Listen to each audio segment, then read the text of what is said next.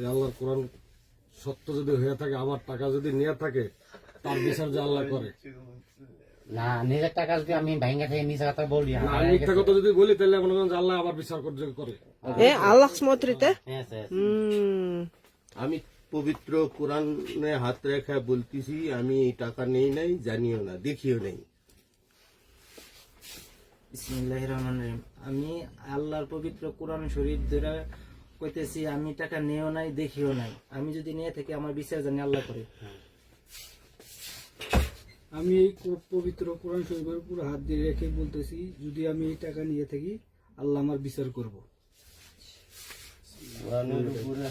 কোরআনের উপরে হাত রেখে বলতেছি, সবুজ ভাইয়ের টাকা যদি আমি নিয়ে থাকি এখানে আমার বিচার হবে।